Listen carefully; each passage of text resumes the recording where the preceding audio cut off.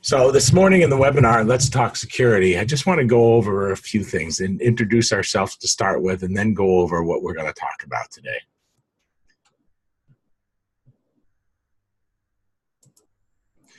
Okay, about our company. So I'm Brian McCafferty. I'm the founder of Automation Concepts and Technologies. And I have with me Jessica Mousseau, our operations manager, who's going to help us handle comments. So just for the rules of engagement, we have everybody muted, but if you could put your comments and questions into the chat window, Jessica's going to try to manage those as we go along. We'd be glad to set up a one-on-one with anybody who's on the call if they want to go into greater detail on some of this information we're going to provide. So we're a 30-year-old IT service company. We're servicing the greater Boston and Providence area. We provide fully managed IT support, which is basically an outsourced flat monthly rate support, and we handle all the IT infrastructure as defined in our contract. In addition, we have deep roots in network security, and we've worked for many, many years as a partner with Sonic Wall firewalls and a number of leading security providers in the industry. And we found today, even though we've secured systems and networks and the perimeter and blocked a lot of things from the internet, users are a company's biggest security threat.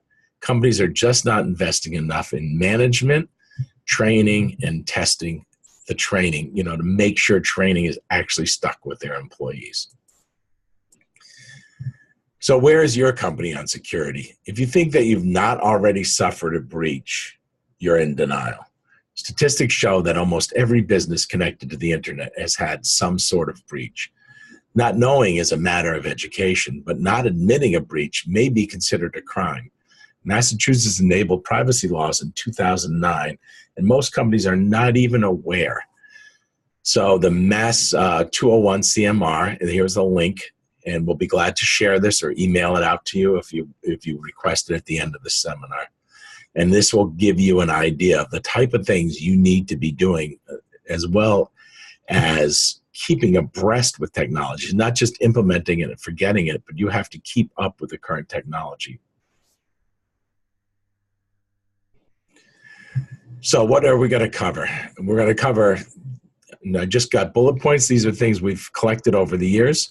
How do hackers obtain critical information from a technique called social engineering, dumpster diving, your online digital reputation, how you can build a secure password and remember it, how you detect if an email is a phishing email or legitimate, how you should handle your updates, plugging in USBs and CDs from sources that you aren't really, really sure of, how you send data over the internet, and where is your data, and how can you protect it.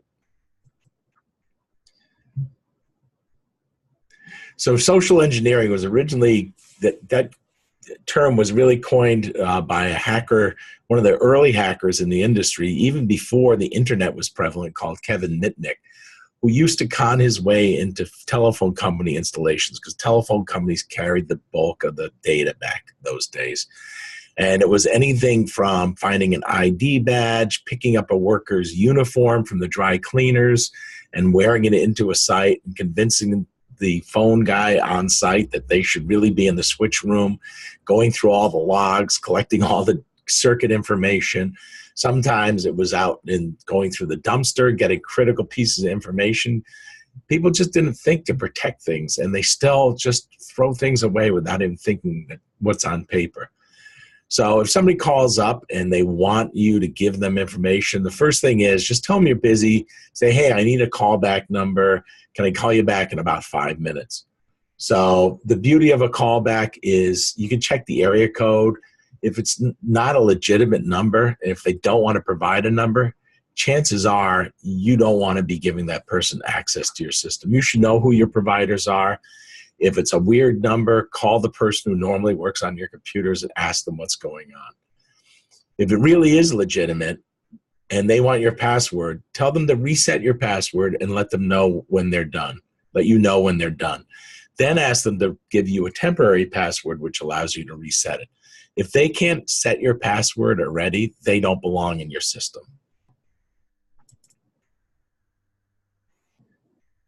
So dumpster diving, no, it's not. You're not looking for food. You're looking for information that people threw away without thinking about it.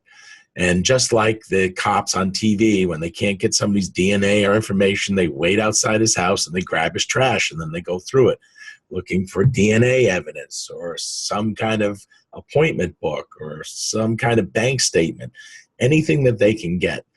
The same thing holds true for you, for your company. Shred everything. You should have the crosshatch shredders, and you should have them available throughout your company. If you're a small company, maybe one will do, but if you're a larger company, you need them in your departments. Check your blotter, check your doodle pad. I write on backs of envelopes all the time. Just because I open mail and sitting on my desk and somebody calls, I try to always do it in a notepad, but sometimes I write something on an envelope. So when I go to throw things away, I flip everything over. I have shredders at home. I have shredders here. It sounds paranoid, but you really need to think about everything you are throwing in the trash because it is not secured. So curiosity killed the cat. And, you know, there's been some hacking or some phishing schemes that they've blackmailed people and called up and said, we have evidence you've been on porn sites. So if you don't pay us this, $500, we'll make it go away. Otherwise, we're going to publish it. So who knows what they have, but how do you get there and how do they get your information? It's a thing called clickbait. So when you go to a legitimate website, there's always scattered around the edges or down along the bottom some really interesting links, like this Mansfield woman discovered how to make $10,000 without working hard, or see the most embarrassing vacation pictures. So you might click into the first one, and it might be okay, but that first one has more clickbait, more interesting stuff, and it's really easy to get pulled down the rabbit hole. And the further down you go, the riskier it goes, and they have ways of extracting information. When people visit our website, we have their IP address. We know where they came from. A lot of times we have the company name, sometimes the person's name. If we can do that on a legitimate website, imagine what these guys are doing when you're going to some of these shadier websites. So how do you build a secure password, and how can you remember them all? So I like to use what I call a password frame. This is something I've developed over the last couple of years. And then I use a mnemonic to remind me, to help me remember the changing part of the password. So basically, if you have a frame, you get a really secure frame, you memorize that, and then you alternate words within the frame, and you write down a mnemonic, something that helps you remember what that word is without actually writing the word down. So let's look at some examples. So here I've taken a phonetic spelling of the word hate. I know it should be love, but we're going to start with hate first. So hate, H-A-Y, 8. That's a mnemonic replacement for hate. And then get some letters you always swap around. So say the letter I, you could use the number 1, or the letter E, you could change to 3. I have to warn you, these 3 for E and 0 for O are pretty common. So most hackers are going to try those. I would come up with your own letters. But let's look at, we have this password phrase, I hate kittens too, and we're going to write it 1, H-at-Y-8, hate, kittens 2 with an exclamation point. I always like to add something onto the end, a special character, because it just adds to the security. So next month, we're going to swap kittens for something cute like bunnies. But the hint we'd use, the mnemonic, we'd use cats. So cats is the adult form of kittens. They're not as cute. And we know we like our passwords to be cute. So our password hint will be cats. We've memorized the frame. We know we're always going to use the cute form. So next month, you could use bunnies for your password, but your hint, your mnemonic, might be rabbits.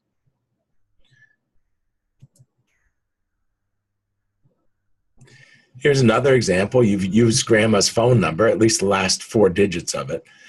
And your hint, you have, I love my grandma. So, and you've put an exclamation point to emphasize how much you love your grandma. Well, that's really your special character you're using at the end.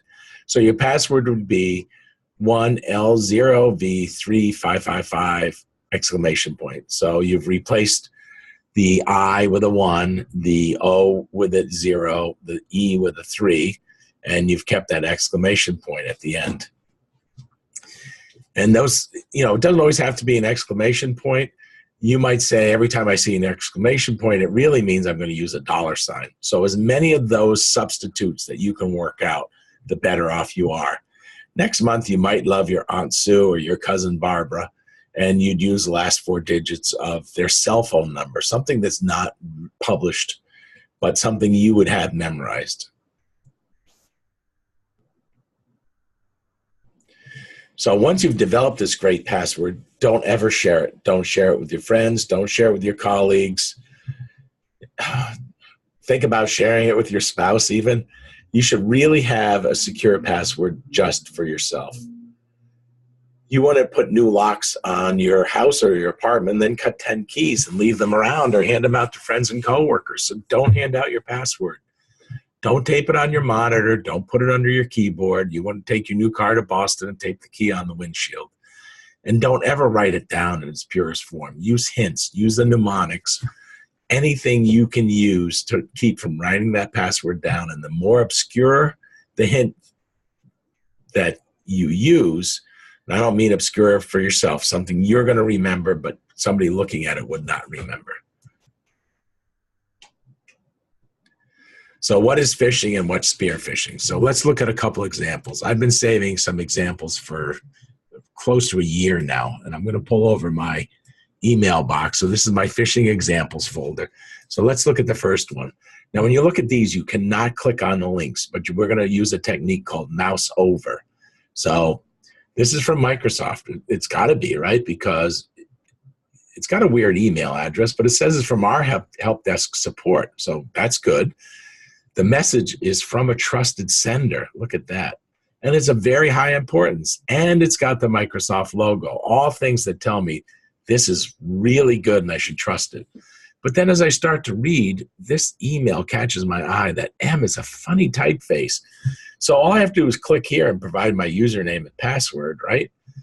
But then I look and it's some bizarre website in that link. See how when I hold my mouse over it, it's showing where it's really taking me? So let's look at another one. This person sent me a PDF document. So PDF documents can have macros embedded in them, so you have to be careful. So I look at it, and the link is going to some place that I'm not familiar with, and it's coming from somebody I don't know. I don't know Mary Brown Inc. So I'm just going to take a pass on that. If it's important, they're going to call me. So here's my voicemail. So this is important. I got a voicemail. Don't really recognize the phone number, but they want me to play it. So it's probably going to ask me for a username and password. And sure enough, it's a .ga domain, which don't know GA off the top of my head, but it's probably some Republic of Georgia in the former Russian Empire. So again, here's a payment information. Oh, it looks like I forgot to pay somebody. I feel terrible about this, but I don't know who Madison Core Labs is, and when I hold over it, it's taking me to a website. Websites I know are embedded with bad code. I don't know them. Take a pass. Another voicemail. This I have the Office 365 logo. It says Microsoft. It's sent to me, but I look at the link, and it's going to NL, which I think is the Netherlands, and I don't do business with anybody in the Netherlands. I don't think Microsoft would send me there. Here's a package delivery. Boy, I need to get every package from FedEx, but it's not even their logo. And when I mouse over it, it's coming from IN, India maybe. So those are all mouse over it.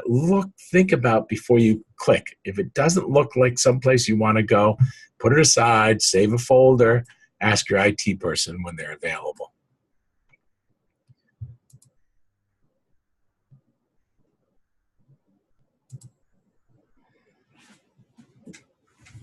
Okay, updates are good, right? I mean, we get pop-ups all the time. Update this, update that.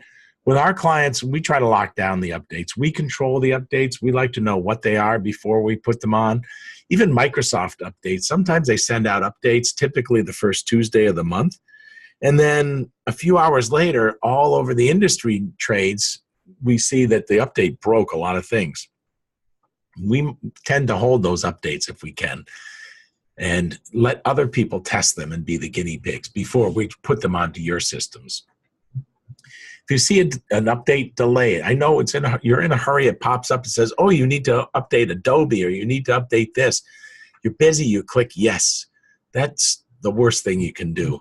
If you get an update, ask your IT department. Delay it if you can, because updates come from odd sources. They look legitimate, just like those phishing emails, and yet somebody sent you some code that's going to infect your computer. So USB drives. So people, if you find a USB drive in the hallway and it's like, oh, this might have somebody's vacation pictures on it, and I really should get it back to them, but the only way to find out who it belongs to is to plug it into my computer and look at it. Bad idea, because there's been security companies as tests. A company, W.I.L.D, that I mentioned we worked with, they dropped USB drives all over Providence, and when they got plugged in, they actually logged back to a website to show the location, the IP address, and captured a whole bunch of information.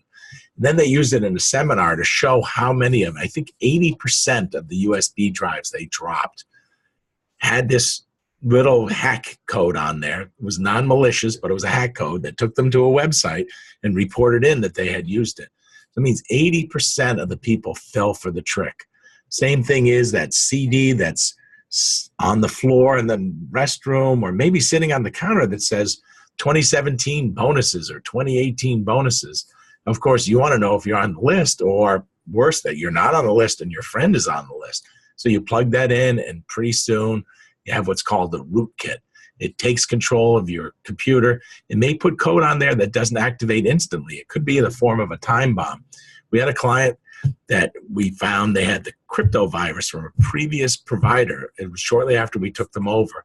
And we cleaned it up, and it popped up again a week later. And then we did some deep investigation, and we found out there was actually 2 more versions laying in wait when we started digging through their computer files. So some of these are time bombs that are timed to go off after the fact. So somebody can come in, visit your computer, and leave, and then weeks from now, when you forgot they were even there, the code kicks in.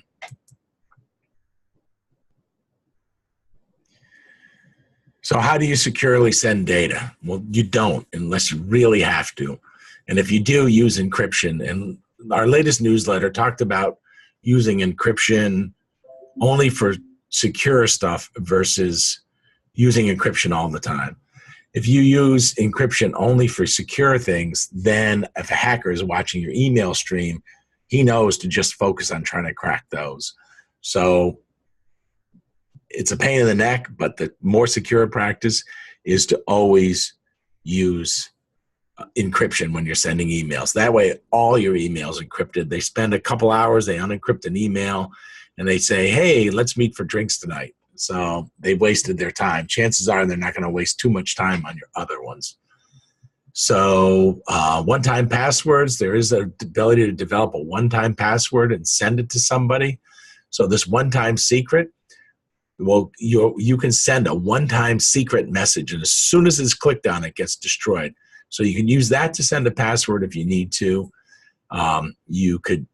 You don't really want to text if you can help it. Texts are not as secure as people think they are. So texts get intercepted as well. So texting somebody a password is not always a good idea. Certainly don't email a username and password. You can send a PDF or a password protected read-only file. Or if it's within the company, send a link to a resource on the company server. Because if you send that file as an attachment, it's going to leave your company. It's going to go up someplace to like Microsoft, travel over many different hops and routers on the internet, travel back down to the desk next door to you, and it's already could have been touched by 100 people. If you send them the link that only people inside your company can get to, that data has never left your company, only a pointer to it that's secure. And remember, once you share your data, you don't control it anymore. There's a copy out there that's loose in what they call the wild, out on the internet. So where is your data and how you can protect it? So hopefully if even if you're a small company, you have a file server or central file store, and all your data is there, and it's getting backed up, and it's getting backed up at least nightly. We back up most of our clients hourly to a local store, and then offsite even every evening. And sometimes some of the new technology just continues to stream offsite in an encrypted format. So you want to not have synced copies of your data, as you really want to have version level backups. Because if you get crypto locked files, and we'll talk about crypto locker at the end of this slide a little bit, because I should have drilled in more on it. If you get crypto locked files, it's going to sync the crypto locked version over the top of your offsite one. So if you have Office 365 and you're using OneDrive or something like that, it's going to just swap out those for encrypted files as well. So you need a version level backup that says, I have a copy of what the file looked like at 8 o'clock this morning, at 6 o'clock this morning, at 8 o'clock last night, at noontime yesterday, what it looked like last week, and what it looked like last month. So if you haven't used it in a while and you find out the file has been corrupted or crypto locked, we can go back. We can say, when's the last time you remembered it being good? And they can say, oh, last Tuesday it was good. And we look at it, what it looked like last Tuesday morning, and get you a copy of that. You have to have current backups. They have to be offsite. They have to be version level, and you have to periodically restore to make sure you really have a backup. So let's just talk just a little bit about crypto locked files. So you hear a lot about ransomware. So what they do is they convince you to click on a link, they put some code on your system, and it encrypts all your files. And then they say, hey, for $500 in Bitcoins, we will give you the key to unlock those files. And if you don't have this version level backup, you're going to pay to unlock the files, because it's the cheapest, easiest way is to pay the ransom. And you don't want to be in that situation. We just talked to a client recently. It wasn't one of our clients, it was a potential client. And they're doing tape backups, and they didn't have version level backups. And they actually didn't pay the ransom, and they lost years of data. And then when they decided they should pay the ransom, the company had packed up and disappeared.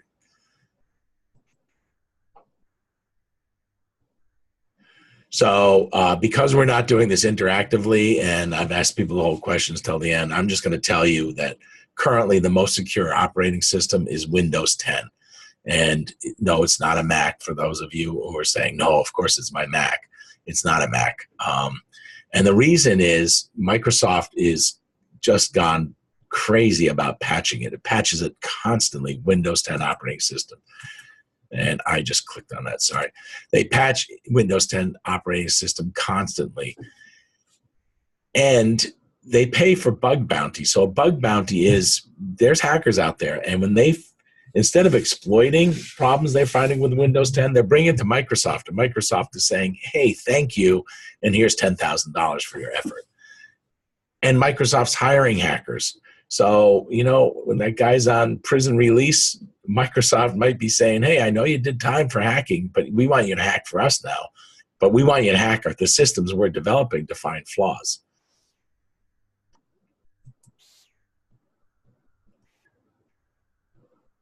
So when's the next session? So check our website, www.actgo.com. Look at our calendar of events. I don't think this one's up there yet, but we're probably doing burning down the house next, and why your business needs more than just a firewall. So burning down your house, it's a link back to firewall. And it's going to be on February 27th, so look for that coming up.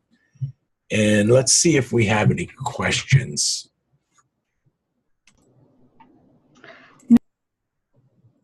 Oh, Jess, I'm sorry. You unmuted just as I unmuted you, and I muted you back. Do you want to unmute and see what we have for questions? No questions as of yet. If anyone watching this video, if you do want to send any questions, you can send it to marketing@actco.com, and we'll be happy to answer any questions after watching this video. We'll reach out to you, give you a call too if you would like to as well. Okay. Hold on. There's one question I just see popped up about mass privacy law. So let me see if I can get back to that. I had posted that they want that slide. Let me just click back through. It was one of the early slides on the mass privacy law link. Hold on. One-time secret.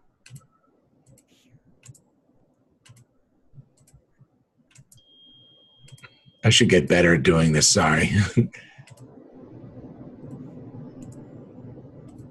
I should be able to pull it up in the slide. I'm just not a great PowerPoint person.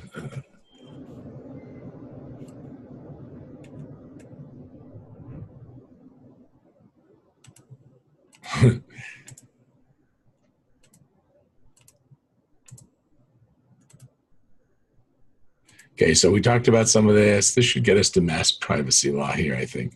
So this is it. If you want to copy that down. If you search for mass privacy laws on Google, it will pop up. It is 201 CMR, CH Chapter 17. So if you look for 201 CMR 17 PDF, that will tell you. And it'll tell you what you need to do, as a matter of fact. I actually had it up before we started here. So if a person asking just wants to stay online for a second, I should be able to show you where that is.